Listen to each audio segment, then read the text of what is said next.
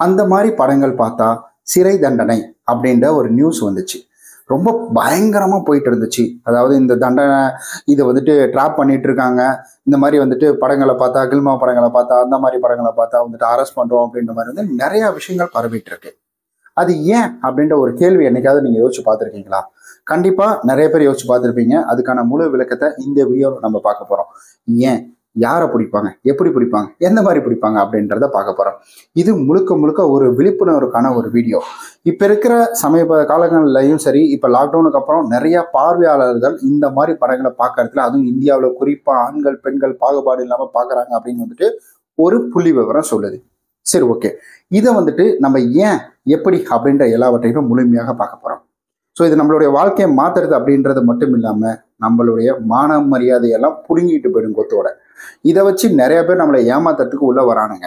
அதாவது நீ அந்த மாதிரி படம் பார்த்துட்ட காசு கூற அப்படின்னு பிடுங்குறாங்க. இல்லை, இந்த மாதிரி வந்துட்டு ஒரு சில பெண்கள் வீடியோ கால் மூலிமா வர வச்சு ஃபோட்டோவை எடுத்து அவங்கள வீடியோ எடுத்து அதை வந்துட்டு பப்ளிசிட் பண்ணி ஸோ நிறையா விஷயங்கள் அப்படின்றது நடந்துட்டு இருக்கு. அதுக்கிடையில இந்த வேற இதை வச்சு வேற நிறைய நடிகர்களுடைய முகத்தை வந்துட்டு ஒரு ஃபேக் பண்ணி அதை வந்துட்டு வித்துட்டு இருக்காங்க. ஸோ இந்த மாதிரி நிறைய விஷயங்கள் அப்படின்றது நடக்குது. குறிப்பாக நம்ம இதில் பார்க்க போகிறது என்ன அப்படின்னு கேட்டிங்கன்னா, இந்த மாதிரி படங்கள் பார்க்க கொள்ற கண்டிப்பாக உங்களை தூக்கி உள்ளே வச்சுருவாங்க அப்படின்றது.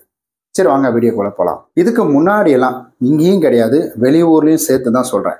வெளியூர் எந்த ஊராக இருந்தாலும் சரி வந்துட்டு இதுக்கு முன்னாடிலாம் அவங்கவுங்க பாட்டுக்கு செல்லை எடுத்து படம் பார்த்துட்டு இருந்தாங்க, இல்லை சிடி வாங்கி படம் பார்த்துட்டு இருந்தாங்க. இது எல்லாமே நடந்துகிட்டு இருந்துச்சு. ஸோ ஒரு கட்டம் வந்துச்சு, நிறைய பேர் அரெஸ்ட் பண்ணப்பட்டாங்க. அதில் வந்துட்டு நிறைய தகவல்கள் கைமாறப்பட்டது. அந்த தகவல்கள் என்னன்னா, சின்ன சின்ன பசங்க இவங்களை எல்லாத்தையுமே வச்சு இந்த மாதிரி படங்கள் எடுக்கிறதுக்காக வந்துட்டு நிறைய தகவல்கள் அப்படின்றது போகுது. நிறைய பேர் காணாம போகிறாங்க, பிடிபடுறாங்க. அதுக்கப்புறம் அவங்கள்ட்ட கேட்கக்கூட இந்த மாதிரி விஷயங்கள் அப்படின்றது நிறையா வருது. அதுக்கப்புறம் இதை இன்டெப்த்தாக வந்துட்டு நம்ம அமெரிக்கா வெளியில் அப்ராட்ல என்ன பண்ண ஆரம்பிக்கிறாங்கன்னா, சரி ஓகே இது என்னதான் நடக்குதுன்னு சொல்லிட்டு இன்டெப்த்தாக வந்துட்டு தேட போகிறாங்க. அப்போ தேட போகக்குள்ள இந்த மாதிரி படம் பண்ணுறாங்க பார்த்தீங்களா, இந்த படம் பண்ணுற ஸ்டார்ஸே வந்துட்டு, அதுவும் இந்த பெண்கள்லாம் இருக்காங்க பார்த்தீங்கன்னா, இந்த படத்தில் நடிக்கிறவங்க அதிகபட்சமாக 5 வருஷம் தான் அவங்க உயிர் வாழ்கிறாங்களாம். இதிலிருந்து ரொம்ப ஒரு நார்மலாக நடிச்சுட்டு போகிறவங்க வந்துட்டு 5 வருஷம் தான். அதுக்கப்புறம் அவங்க வந்துட்டு இதிலிருந்து வெளியில் போகணும்னு நினச்சாலும் அவங்களால போக முடியல, அவங்கள காலி பண்ணி விட்றாங்க.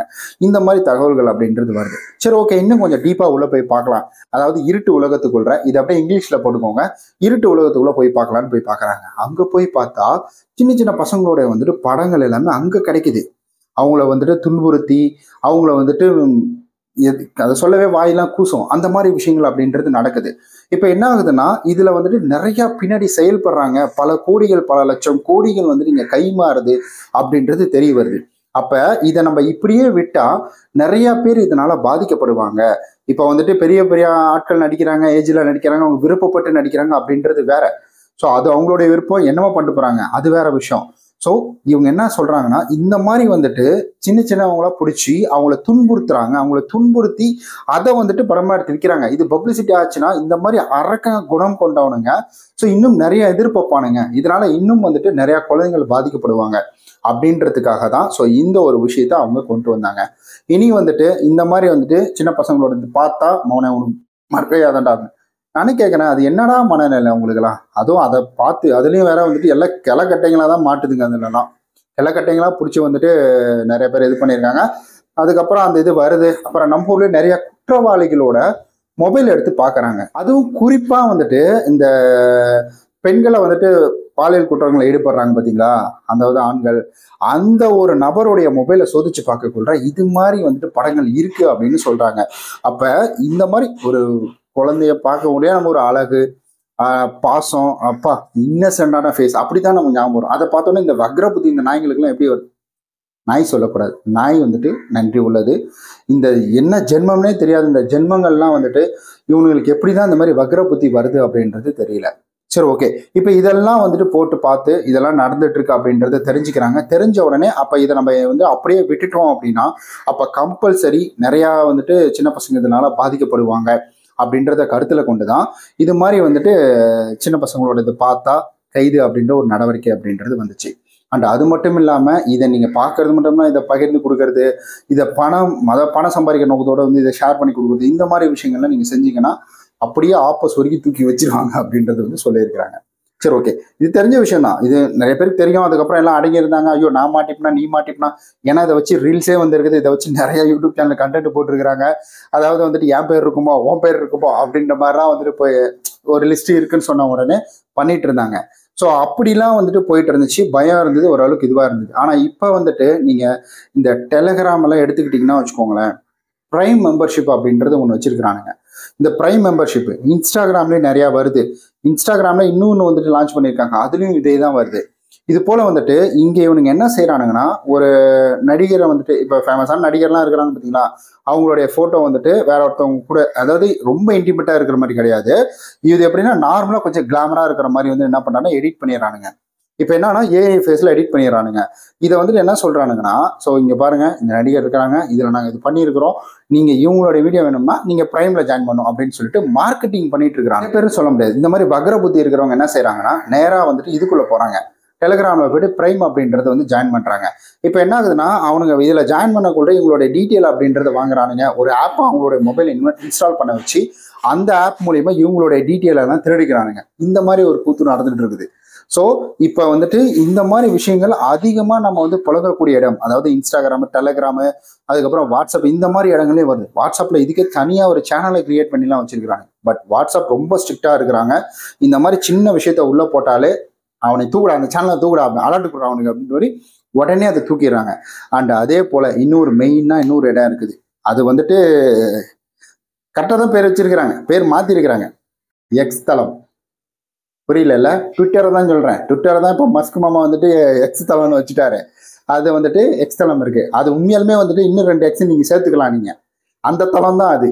அப்படி இல்லைன்னா எஸ்ஜி நீங்கள் வந்து சைடில் போட்டுக்கலாம். அந்த தளம் தான் அதை சொல்லும். ஏன்னா அப்படியே வந்துட்டு சரளமாக கிடக்கும். நீங்கள் ஒரு நார்மலாக வந்துட்டு ஒரு பேரை நீங்கள் போய் டைப் பண்ணிங்கன்னா அதில் வந்துட்டு பக்கத்தில் எக்ஸ்ட்ரா ஒரு வேடை போட்டிங்க அப்படின்னாலே முடிஞ்சு போச்சுங்க சொல்லி.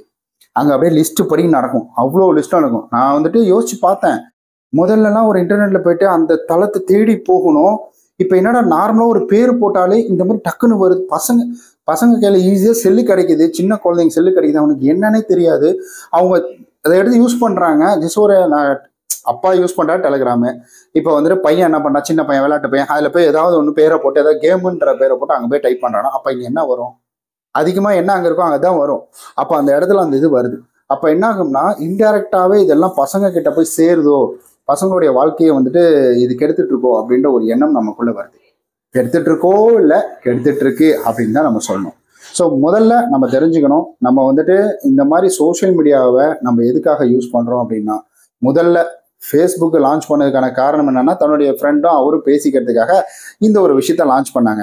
ஸோ ஒரு தொடர்பு அப்படின்றத ஏற்படுத்திக்கணும் அப்படின்றதுக்காக லான்ச் பண்ணாங்க. அதுக்கப்புறம் அதில் வந்துட்டு நிறையா டுபாக்கூருங்கெல்லாம் உள்ளே வந்தானுங்க. அதில் வந்துட்டு நிறையா வந்துட்டு இந்த மாதிரி இல்லீகல் ஆக்டிவிட்டீஸ்லாம் பண்ண ஆரம்பிச்சானுங்க. அதில் வந்துட்டு பிரச்சனை அப்படின்றத வச்சு இப்போ அவங்க ஸ்ட்ரிக்டாக ஆக்ஷன் எடுத்ததுனால அந்த பக்கம் யாரும் போகிறதில்ல. இப்போ அதுக்கு அடுத்தது இங்கே வந்துருக்கிறாங்க. இது எல்லாமே நம்ம வந்து சர்க்கிள்ஸை இன்க்ரீஸ் பண்ணிக்கிறதுக்கு மட்டும்தான். இப்போ என்னாச்சுன்னா இதில் எவன்டா ஃப்ராடாக இருப்பான், எவன்டா வந்துட்டு இவனாக இருப்பான், அதாவது கெட்டவனாக இருப்பான் அப்படின்ற ஒரு விஷயத்த தேடி தேடி நம்ம வந்து பயப்படதா இருக்கு. தயவு செய்து இந்த சோஷியல் மீடியாவை கரெக்டாக யூஸ் பண்ணிக்கோங்க. சோஷியல் மீடியா அப்படின்றது நம்மளே க்ரோத் பண்ணிக்கிறதுக்காக இல்லை, நம்ம ஜஸ்ட் ஒரு என்டர்டைனருக்காக மட்டும்தான், நம்மளுடைய வாழ்க்கையை அழிச்சிக்கிறதுக்காக கிடையாது. அதே போல் இந்த கிளாமராக வீடியோ போடுற வந்துட்டு ஒரு சில லேடிஸ்லாம் இருக்கிறாங்க. இதில் வந்துட்டு எந்தெந்த ஊரில் இருந்தால், திருச்சியிலேருந்து, அதிலிருந்து இதிலிருந்து வந்துட்டு போடுறாங்க. சின்ன குழந்தைங்க ஷார்ட் வீடியோலாம் எடுத்து அசால்ட்டாக வருதுங்க. இன்ஸ்டாகிராம் நீ ஸ்க்ரோல் பண்ணினா அசால்ட்டாக 18+ அப்படின்றது வரும். 18+ ஹெட்ஃபோன் யூஸ்ன்னு போடுவான். ஏன்டா நான் வீடியோ வந்து நான் வந்து 18+ன்னா வார்னிங் கொடுத்துடாடா, அது போவாது. எடுத்த உடனே நீ போட்டு வைக்கிற, அது தள்ளின உடனே ப்ளே ஆக ஆரம்பிச்சிருது. இவங்க தள்ளின உடனே திட்ட ஆரம்பிக்கிறான்.